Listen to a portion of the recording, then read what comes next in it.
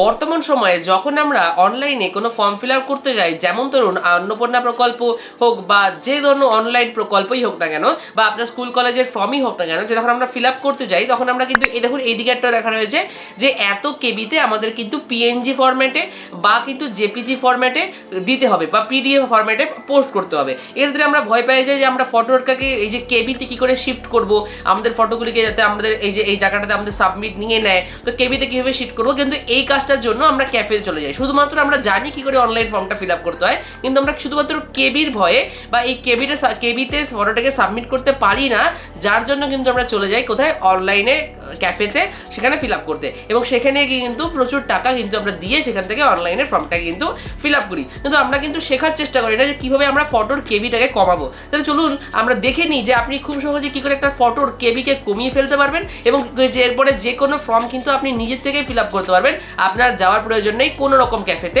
তাহলে চলুন আমরা দেখে নিই আমরা ফটোর কেবি কীভাবে কমাবো। তো চলুন দেখুন, এখানে আপনি দেখতে পাচ্ছেন যে আমার সামনে দেখুন না, যে এই দেখুন আপনারা এখানে দেখতে পারবেন যে আমার ফটো একটা এখানে রয়েছে। দেখুন এই যে এখানে আমার একটা ফটো রয়েছে, এটা আমার ফোন থেকেই তোলা। এবং এই ফটোটা যখন আমরা দেখুন এই যে হার্ড অপশনের পাশে একটা অপশন রয়েছে, এখানে ক্লিক করব, তখন আপনি দেখতে পারবেন যে সাইজ কত, 3 MB। দেখুন আপনাদের অনেক সময় কি হয়, এখানে কিন্তু 3 MB সাইজ দেওয়া রয়েছে, কিন্তু আপনাদের দরকার কততে, কেবিতে, অর্থাৎ কেবি অর্থাৎ এমবির নিচে কিন্তু আমাদের কেবি পড়ে। তাহলে কেবি কত চাইছে, কোনো সময় 50 কেবি থেকে 300 কেবি, কোনো জায়গায় 100 থেকে 200 কেবিতে এরকম বলা থাকে। তো আমার এই ফটোটা 3 MBতে আছে, তো এটা দ্বারা কিন্তু হবে না। তাহলে এবার আমি কি করব, দেখুন এটা কাজটাকে ঠিকমতো করার জন্য আমাদের চলে যেতে হবে কোথায়, প্লে স্টোরে। প্লে স্টোরে গিয়ে আমরা চলে আসলাম কোথায়, প্লে স্টোরে। এখানে আমরা চলে যাব সার্চ অপশনে, গিয়ে আমরা এই সার্চের মধ্যে কি সার্চ করব, দেখুন এই জায়গাটা আমরা মাইকে বলবো photo and picture and photo resizer. দেখুন এখানে আমরা পিকচার অ্যান্ড ফটো রিসাইজারের অপশনে ক্লিক করলাম। এখানে বলার পরে আমরা সার্চে দিলাম। দেখুন এই জায়গাটা একটা, দেখুন এখানে অনেকগুলো অপশন আসবে, তবে আমি আপনাকে বোঝাবো সঠিক এবং কোনটা ভালো অ্যাপ্লিকেশন এবং কম এমবির মধ্যে আপনি কিন্তু খুব সহজে ডাউনলোড করে ফেলতে পারবেন। দেখুন এখানে একটু স্ক্রল করে দেখবেন, এই জায়গায় লেখা রয়েছে ফটো অ্যান্ড পিকচার রিসাইজার। দেখুন এই যে অ্যাপটা, এই অ্যাপটাকে আপনি ডাউনলোড করবেন। দেখুন প্রত্যেকটাই কিন্তু রয়েছে, তার মধ্যে সবচেয়ে সহজ অ্যাপটা কিন্তু আপনাকে আমি সাজেস্ট করছি, যেহেতু আপনি আমার এই চ্যানেলটাকে সাবস্ক্রাইব করেছেন। দেখুন এর জন্য আপনাকে কি করতে হবে, আর যদি দেখুন এখানে কিন্তু রয়েছে ফটো অ্যান্ড পিকচার রিসাইজার, এখানে আপনাকে ওপেনে ক্লিক করছি আমি, যেহেতু আমার ডাউনলোড রয়েছে। আপনি ডাউনলোড করে ওপেনে ক্লিক করবেন, করার পরে দেখুন এই ধরনের একটা অপশন কিন্তু আপনার সামনে আসবে। দেখুন এখানে একটু অনেক সময় একটু ওয়েট করতে হয়, কারণ লোডিং হয়। এরপরে আসার পরে আপনার সামনে কিন্তু এই ধরনের একটা ইন্টারফেস। দেখুন এখানে রয়েছে select photo, take a photo, convert photo, select video. এখানে কিন্তু ভিডিওরও আপনি কমাতে পারবেন। দেখুন এখানে কি করবেন, সিলেক্ট ফটো, এখানে সিলেক্ট ফটোতে আপনি ক্লিক করবেন। যখনই আপনি সিলেক্ট ফটোতে ক্লিক করলেন, আপনার সামনে ঠিক এই ধরনের একটা অপশন চলে আসবে। এখানে দেখুন আপনার গ্যালারি ওপেন হয়ে গেছে এবং প্রত্যেকটা ইমেজ শো করছে। এখান থেকে আমি যে ইমেজটাকে একটু আগে নিয়েছি, তুলেছি, সেটাকে কিন্তু নিয়ে নিলাম। দেখুন এই জায়গাটা ইমেজের দেখানো, এখানে কিন্তু সুন্দর লেখা রয়েছে, ফরম্যাট রয়েছে জেপিজি, এমবি রয়েছে 3 MB, এই এমবিটা 3 রয়েছে। এবার আমরা এটাকে রিসাইজ করবো। কীভাবে করবো, দেখুন এখানে রিসাইজ বলে নিচে একটা অপশন রয়েছে, এই রিসাইজ অপশনে ক্লিক করবেন।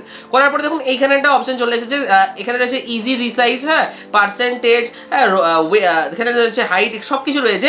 তবে ফাইল সাইজ রয়েছে, এখন এখানে ফাইল সাইজ যে লেখা রয়েছে না, এই ফাইল সাইজ চলে আসবে। দেখুন এখানে রয়েছে 100 কেবি, 500 কেবি, 1 MB, 2 MB। মোড়ে ক্লিক করলে আপনি আরও পাবেন। দেখুন আপনার প্রয়োজন কিন্তু স্পেসিফিক, যেমন আপনার প্রয়োজন ধরুন ওখানে দিয়েছে যে আমাকে 300 কেবিতে দিতে হবে, তো এখানে 100 কেবি, 500 কেবি, 300 কেবিতে নেই। তাহলে কি করবেন, এই কাস্টমার অপশনে ক্লিক করবেন, করে এই জায়গাটা কি করবেন, এই জায়গাটা 150 দেওয়া রয়েছে, 300 সিলেক্ট করবেন, করে কি করবেন, ওকেতে ক্লিক করে দেবেন। করার পরে দেখুন একাই প্রসেসিং নেওয়া হবে। প্রসেসিং নিয়ে কিন্তু আপনার এই ফটোটিকে কিন্তু খুব সহজে কিন্তু 300 কেবিতে জেনারেট করা হচ্ছে। দেখুন এখানে কিন্তু একটু প্রসেসের সময় নিচ্ছে এবং এখানে কিন্তু অনেক সময় একটু অ্যাড আছে, অ্যাডটাকে আপনাকে স্কিপ করে দিতে হবে। দেখুন এখানে অ্যাডটাকে হয়ে যাওয়ার পরে আপনাকে কি করতে হবে, এই জায়গাটা আপনার কিন্তু ইমেজ রেডি হয়ে চলে এসেছে এবং এইটা যদি আপনি কম্পেয়ার অপশনে ক্লিক করেন, তাহলে আপনি দেখতে পারবেন যে অরিজিনাল সাইজ এবং রিসাইজ। দেখুন এখানে অরিজিনাল সাইজ এখানে 3 MB দেখাচ্ছে, রিসাইজ 299 কেবি দেখাচ্ছে, তাহলে রিসাইজ কিন্তু হয়ে গিয়েছে। এবার এই রিসাইজের ব্যাপারটা, এটা কিন্তু হয়ে গেল। তাহলে আপনি বুঝতে পারলেন যে রিসাইজ আপনি এবার 100 MB তো করতে পারেন, 50 MB তো করতে পারেন, 200 তো করতে পারেন, 500 তো করতে পারেন। এটা হয়ে যাওয়ার পরে দেখুন আমরা কি করতে হবে,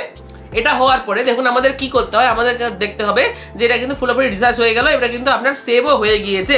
যদি আমরা ব্যাক করি তাহলে দেখুন এটা কিন্তু আপনার সেভ হয়ে গেছে। এখান থেকে আপনি যে কোনো প্ল্যাটফর্মে এখান থেকে শেয়ারও করে দিতে পারেন, যা কিছু করতে পারেন। এবার দেখুন অনেক জায়গায় একটা অপশন থাকে না, যে আমাদের এতটা রিসাইজ করে পিডিএফ এ করতে হবে, এই পিডিএফ এ কনভার্ট করে পেস্ট করতে হবে। দেখুন এটা সবচেয়ে সোজা, আপনি আপনার অ্যালবামে চলে যাবেন, অ্যালবামে গেলেন, আপনার যে ফটোটিকে আপনি এখনই রিসাইজ করলেন সেটাকে নিয়ে নিলেন, নিয়ে নেওয়ার পর কি করলেন, এই মোড অপশনে ক্লিক করলেন। আপনারও যখন মোড অপশন কোথাও না কোথাও থাকবে আমার এই ফোন অনুযায়ী দেখাচ্ছি। তারপর দেখুন জেনারেট পিডিএফ পিপিটি, এখানে পিডিএফে ক্লিক করবেন। পিডিএফে ক্লিক করলে জেনারেট পিডিএফে চলে এসেছে। জেনারেট পিডিএফটাকে ডটমানি সেভ করবেন বা শেয়ার করবেন, এখান থেকে সেভ অপশনে ক্লিক করবেন। সেভ করার পরে এখানে পিডিএফ এর নাম দেবেন যেন আপনি তাড়াতাড়ি বুঝতে পারেন। যখন আপনি দেখবেন যে আপনি যে জায়গাটাতে আছে মানে ওই জায়গাটা ওখানে পেস্ট করবে, তখন এমন একটা নাম দিবেন যাতে আপনি তাড়াতাড়ি খুঁজে পেয়ে যান। যেমন আমি এখানে দিতে পারি 1 2 3 নাম দিলাম, দিয়ে সেভ যদি আমি করে দিই তাহলে কিন্তু পেজটা আমাদের এখানে সেভ হয়ে যাচ্ছে। তাহলে আপনি বুঝতে পারলেন যে খুব সহজে আপনি ইমেজ তো রিসাইজও করতে পারবেন, প্লাস কি করতে পারবেন একসাথে কিন্তু জুড়ে দিতে পারবেন। যেমন একসাথে ইমেজটাকে কিন্তু আপনি পিডিএফও করতে পারবেন। যেমন অনেক সময় বলা হয় না যে এই পেজ এবং ওই পেজ জুড়ে দিয়ে পিডিএফ করে, তাহলে সেক্ষেত্রে আপনি কি করবেন, সেক্ষেত্রে আপনি ব্যাক চলে আসবেন। ব্যাক আসার পর ধরুন আগে একটা ফটো আর পরের ফটোটাকে যদি জুড়ে দিতে হয়, তাহলে আমরা কি করতে হবে, পিডিএফ প্রথম আগের ফটোটাকে প্রথমে নিয়ে আমাদের পিডিএফ অপশনে ক্লিক করবো, জেনারেট পিডিএফে। এবার এখানে অ্যাডজাস্ট ইমেজ রয়েছে, এখানে প্লাস অপশনে ক্লিক করলে অ্যাড ইমেজ আসবে। এখান থেকে আসার পর নতুন এটাকে ধরুন এখানে আপনার আধার কার্ডের অপর পেজটা আপনি দিয়ে দিলেন, দিয়ে ডান অপশনে ক্লিক করে দিলেন। এখানে আপনি ক্লিক করে দেন। ক্লিক করার পর দেখুন এই জায়গাটা এরকম একটা অপশন চলে আসলো। তার মানে দুইটা ইমেজ আপনার একটা পিডিএফে চলে আসলো। এবার এই পেজ আর ধরুন এখানে আপনার আধার কার্ডের ফার্স্ট পেজ, এখানে দেখুন রয়েছে সেকেন্ড পেজ, দুইটাই চলে আসলো। এবার আপনি অটোমেটিক্যালি সেভ করবেন। সেভ করার পর এখান থেকে আপনি নাম দিয়ে দিবেন, আধার কার্ড নাম দিতে পারেন, 1 2 3 নাম দিতে পারেন, যাতে আপনি খুঁজে তাড়াতাড়ি পান।